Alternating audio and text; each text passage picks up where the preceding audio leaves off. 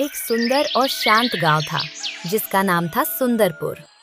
ये गांव हरियाली से घिरा हुआ था, जहां सुबह की शुरुआत चिड़ियों की मधुर आवाज से होती थी। खेतों में हल्की हल्की हवा चलती थी और सूरज की पहली किरणें जब जमीन पर पड़ती थीं, तो पूरा गांव सोने सा चमक उठता था। इसी सुंदरपुर गांव में एक लड़का रहता था जिसका नाम था रामू। रामू की उम्र लगभग 22 साल थी। वो एक गरीब लेकिन ईमानदार लड़का था। रामू अपनी माँ के साथ एक छोटी सी झोपड़ी में रहता था।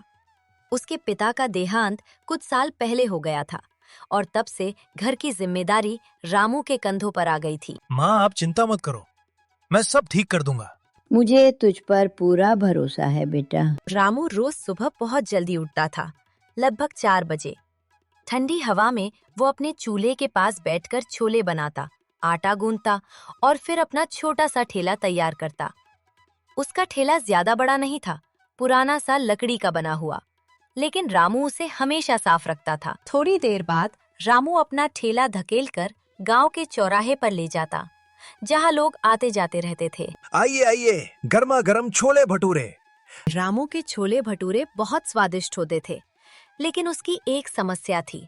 गांव के लोग अक्सर उसके पास कम आते थे। कुछ लोग दूसरी बड़ी दुकानों पर चले जाते और कुछ लोग पैसे बचाने के लिए घर का खाना ही खाते।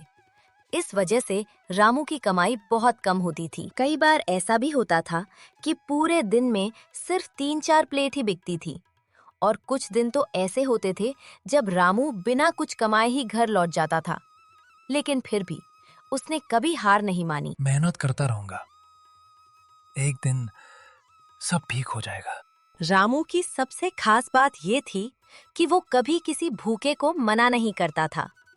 एक दिन दोपहर का समय था, धूप तेज थी और गांव के चौराहे पर ज्यादा भीड़ भी नहीं थी।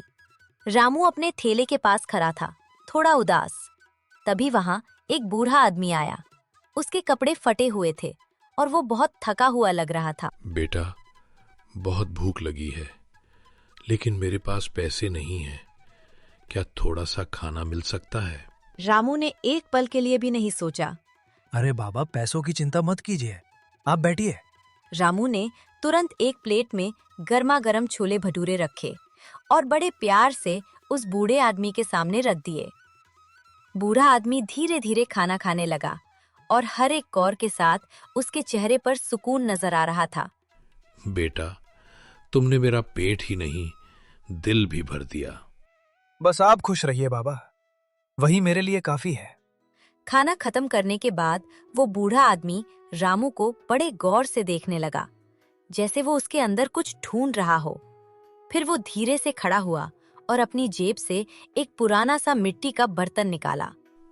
रामू, मैं आम आदमी नहीं हूँ। रामू थोड़ा हैरान हो गया। मैं तुम्हारी अच्छाई से बहुत खुश हूँ, इसलिए मैं तुम्हें ये जादुई बर्तन दे रहा हूँ। जादुई बर्तन? हाँ बेटा, इस बर्तन में जब तुम छोले बनाओगे तो वो हमेशा स्वादिष्ट और कभी खत्म न होने वाले होंगे। लेकिन याद रखना, ये जादू तभी काम करेगा जब तुम्हारा दिल साफ और नीयत अच्छी रहेगी। रामू ध्यान से उसकी बात सुन रहा था। मैं समझ गया बाबा, मैं हमेशा ईमानदारी से काम करूंगा। बूढ़ा आदमी हल्का सा मुस्कुराया और धीरे धीरे वहां से चल दिया। कुछ ही देर में वो आंखों से ओझल हो गया। रामू को समझ नहीं आ रहा था कि ये सब सच था या सपना। वो उस बर्तन को अपने हाथ में पकड़कर देखने लगा। क्या सच में इसमें जादू है? उससे बिल्कुल अंदाजा नहीं था कि ये एक छोटा सा बर्तन उसकी पूरी जिंदगी बदलने वाला है। रात का समय था। सुंदरपुर गांव धीरे धीरे शांत हो चुका था। हर तरफ सन्नाटा था, सिर्फ कहीं कहीं से जुगनू चमक रहे थे। रामू अपनी छोटी सी झोपड़ी के अंदर बैठा था। उसके सामने वही जादुई बर्तन रखा हुआ था। क्या सच में इसमें जादू है, या फिर मैं बेकार में सपने देख रहा हूँ? उसकी माँ भी उसके पास बैठी थी। बेटा, कोशिश करने में क्या जाता है, अगर सच में जादू हुआ तो अच्छा है, और अगर नहीं भी हुआ तो भी तुम्हारी मेहनत तो है ही। रामू हल्का सा मुस्कुराया और उसने फैसला कर लिया। रामू ने चूल्हा जलाया और धीरे धीरे उस जादुई बर्तन में छोले बनाना शुरू किया। वो हर एक कदम ध्यान से कर रहा था, जैसे रोज करता था। लेकिन जैसे ही छोले पकने लगे, एक अजीब सी खुशबू पूरी झोपड़ी में फैल गई। ये खुशबू पहले से बिल्कुल अलग थी और ज्यादा स्वादिष्ट लग रही थी। रामू ने छोले चखे। ये तो पहले से भी ज्यादा टेस्टी है। रामू और उसकी माँ दोनों खुश हो गए। उन्हें लगने लगा कि शायद वो बूढ़ा आदमी सच कह रहा था, लेकिन असली चमत्कार अभी बाकी था। रामू ने देखा कि बर्तन में छोले खत्म ही नहीं हो रहे थे। अरे, ये कैसे हो सकता है? वो जितने भी छोले निकालता, बर्तन उतना ही भरा रहता। रामू की आंखों में खुशी के आंसू आ गए। माँ, अब हमें कभी भूखा नहीं सोना पड़ेगा। हाँ बेटा, लेकिन याद रखना, हमें कभी अपनी अच्छाई नहीं छोड़नी है। अगली सुबह रामू अपने ठेले के साथ चौराहे पर पहुंचा। आज उसके चेहरे पर एक अलग ही आत्मविश्वास था। आइए आइए, गर्मा गर्म छोले भटूरे। आज कुछ अजीब हुआ। जैसे ही लोगों ने रामू के छोले चखे, सब हैरान रह गए। अरे वाह, ऐसे छोले तो मैंने कभी नहीं खाए। भाई, एक प्लेट और देना। धीरे धीरे रामू के ठेले पर भीड़ बढ़ने लगी और देखते ही देखते लाइन लग गई। गांव के लोग अब दूसरी दुकानों को छोड़कर रामू के पास आने लगे। रामू का ठेला अब हमेशा भरा रहता और उसके छोले कभी खत्म नहीं होते। कुछ ही दिनों में रामू पूरे गांव में मशहूर हो गया। लोग दूर दूर से उसके छोले भटूरे खाने आने लगे। रामू की कमाई भी बढ़ने लगी, लेकिन उसकी आदत नहीं बदली। वो अब भी गरीब और भूखे लोगों को फ्री में खाना देता था। एक दिन एक छोटा बच्चा आया। भैया, मेरे पास पैसे नहीं हैं। कोई बात नहीं, तुम बस पेट भर के खाओ। लोग रामू की तारीफ करते नहीं थकते थे। लेकिन हर कहानी में एक मोड़ आता है और रामू की जिंदगी में भी एक ऐसा ही मोड़ आने वाला था। रामू के ठेले के बिल्कुल सामने एक बड़ी सी मिठाई की दुकान थी, जिसका मालिक था श्यामलाल हलवाई।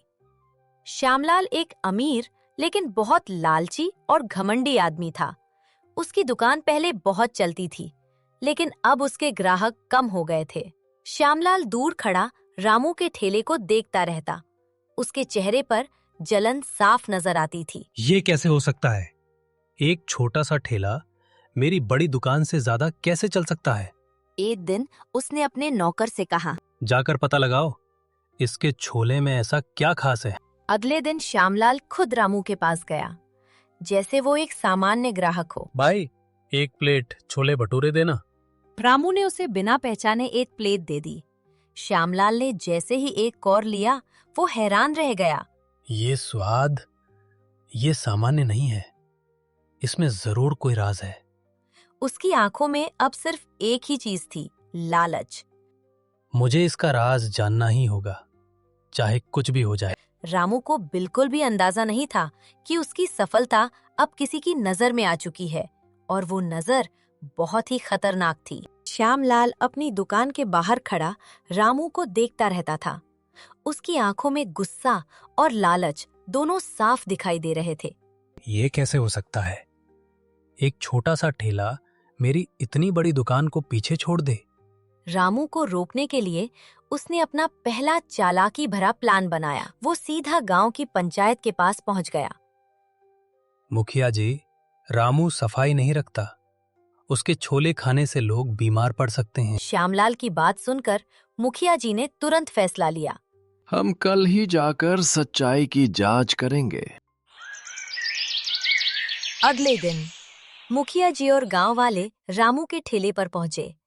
रामू थोड़ा घबरा गया, लेकिन उसने हिम्मत करके सब कुछ दिखाया। रामू तो सबसे साफ काम करता है। श्यामलाल, तुमने झूठी शिकायत की है। उसका ठेला बिल्कुल साफ था, बर्तन चमक रहे थे और खाना बिल्कुल ताजा था।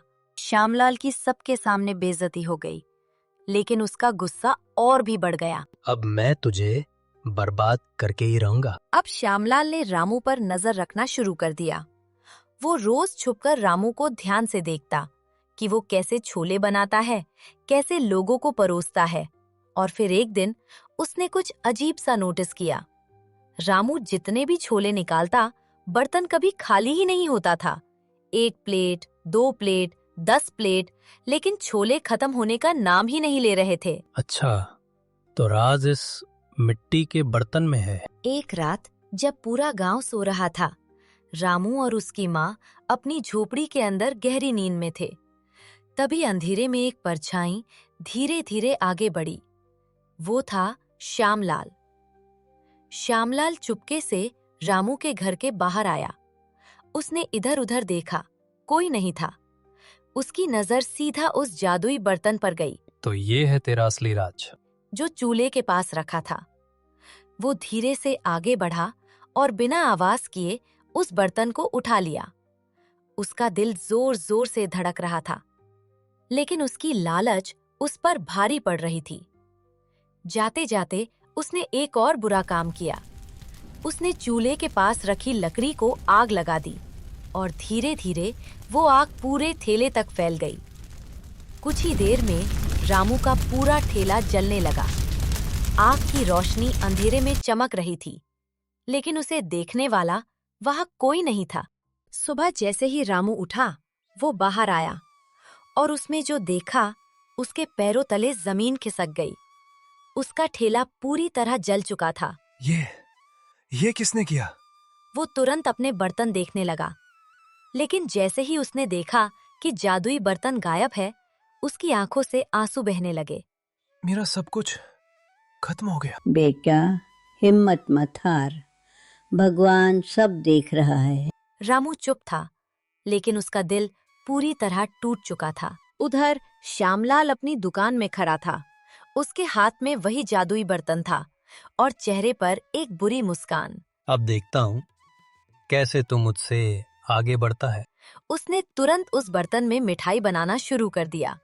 उसे लगा अब वो और भी ज्यादा पैसा कमाएगा। श्यामलाल ने सुबह सुबह अपनी दुकान खोली और उस जादुई मिट्टी के बर्तन में बनी मिठाई को सजाकर रख दिया। आज देखना, मेरी दुकान पर सबकी भीड़ लगेगी। लोग धीरे धीरे उसकी दुकान पर आने लगे।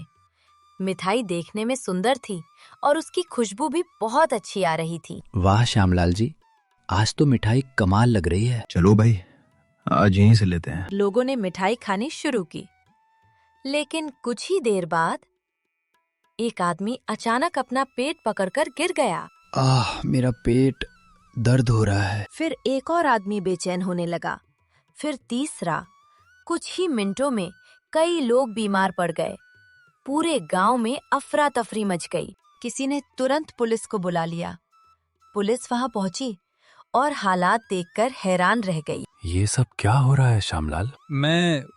मैं कुछ नहीं जानता साहब। पुलिस ने मिठाई की जांच की और तुरंत समझ गई कि कुछ गड़बड़ है। ये मिठाई खराब है, इसी वजह से लोग बीमार हुए हैं। श्यामलाल, तुमने लोगों की जान को खतरे में डाला है, तुम्हें गिरफ्तार किया जाता है। श्यामलाल का चेहरा पीला पड़ गया।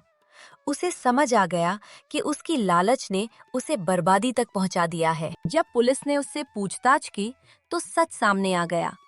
उसी ने रामू का ठेला जलाया और जादुई बर्तन भी चुरा लिया था। पुलिस सीधे रामू के पास गई। रामू अब भी उदास था। रामू, हमें सब सच पता चल गया है। ये लो तुम्हारा बर्तन। रामू ने अपना जादुई बर्तन देखा और उसकी आंखों में आंसू आ गए। धन्यवाद साहब, आपकी वजह से मैं फिर से अपना ठेला लगा पाऊंगा। कुछ ही दिनों में रामू का नया ठेला तैयार हो गया। रामू ने फिर से अपना काम शुरू किया। धीरे धीरे उसका काम फिर से चल पड़ा और इस बार लोग उसे पहले से भी ज्यादा प्यार करने लगे। लालच हमेशा नुकसान देता है। अच्छाई और ईमानदारी का फल जरूर मिलता है।